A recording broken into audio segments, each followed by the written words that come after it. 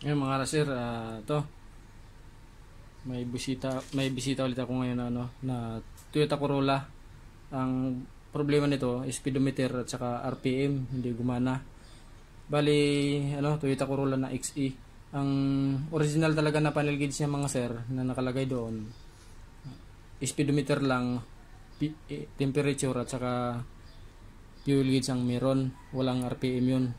Bali binigyan daw sa nito ng pinsan niya kasi may iba na ring panel gauge yung sa pinsan niya. Binigay daw to para ito yung ikakabit doon, kaya pina-repair niya muna kasi bago binigay sa kanya hindi na daw talaga gumana tong RPM at saka speedometer. I-repair ko muna to mga sir bago isalpak namin doon sa ipalit doon sa panel gauge ng XA.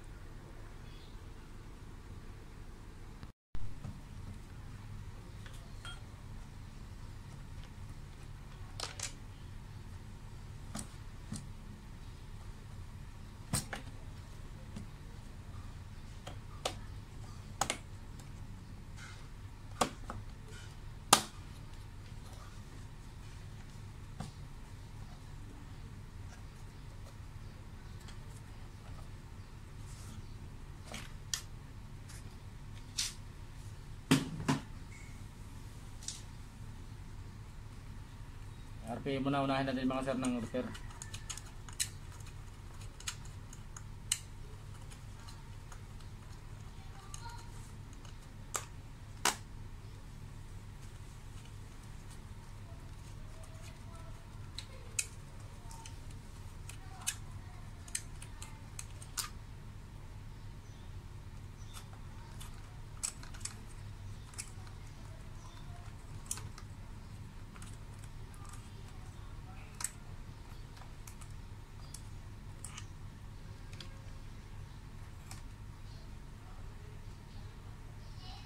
Mga sir, sunog yung dalawang kapasitor. Ayan, yun yung papalitan natin sa RPM.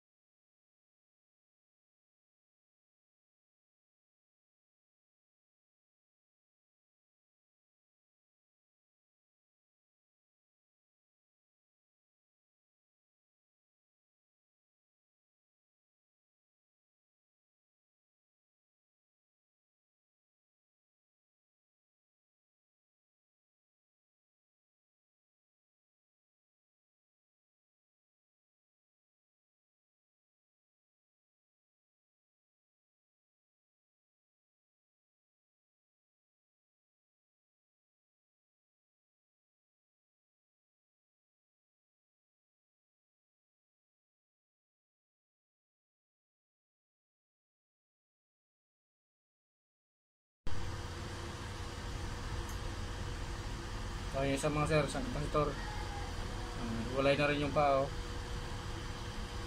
Kinain na ng korosyon.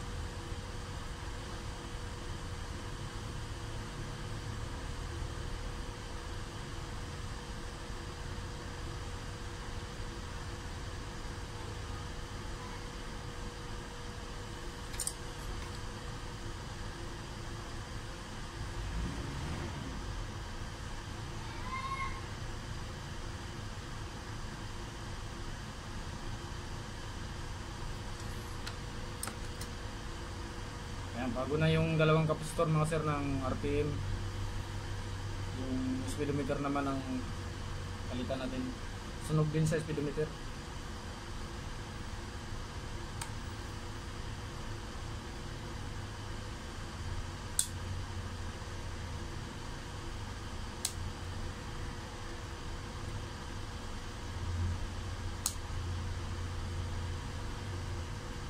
Sir, bago na oh. Dalawa.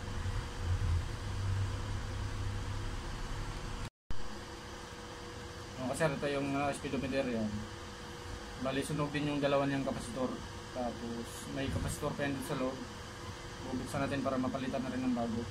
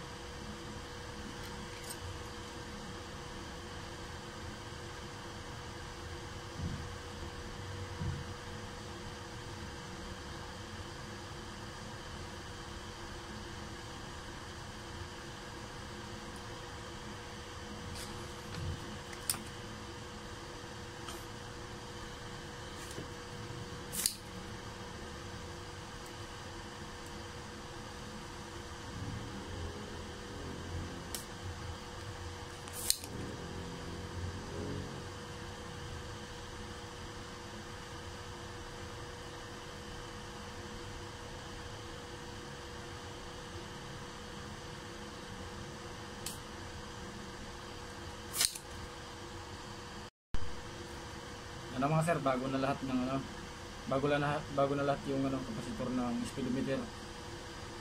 Simbolan natin to para may testing na sa sasakyan. Mga sir, simulate muna natin yung speedometer bago natin i-testing sa mismong sasakyan.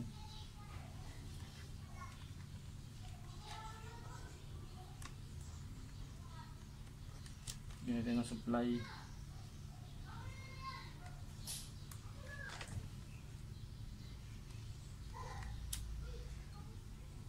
Ayan sir. Tignan nyo mga sir itong Pipitik yan.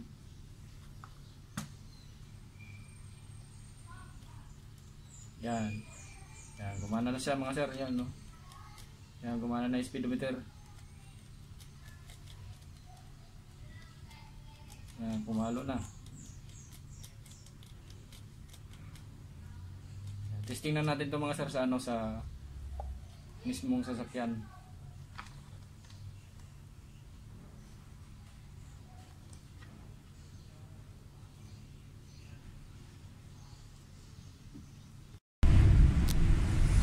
Sir, yung ano, test drive na namin yung ano, yung saan galing yan sir? Yung ano, big body na Awit.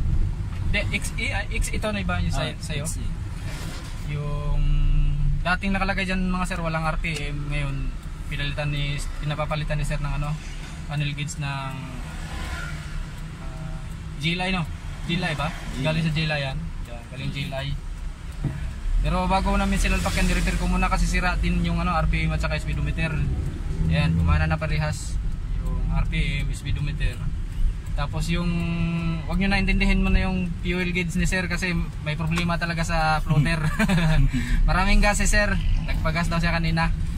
Yung floater, tinis na namin kanina, may problema. Yan, maganda yung ano, kasi kailangan ni sir may RPM eh, kaya pinilitan niya. Sa likod sir yung ano, yung gauge mo, no? Doon sa likod yung luma. Yung original na kalagayan, walang ano, walang RPM eh. Yan, ayos na mga sir, bali ano, kumana na yung ano. Plug and play lang din yung ano, yung galing sa GLI pa transfer sa XE. Yung walang RPM, plug and play lang din. Kinabitan ng RPM.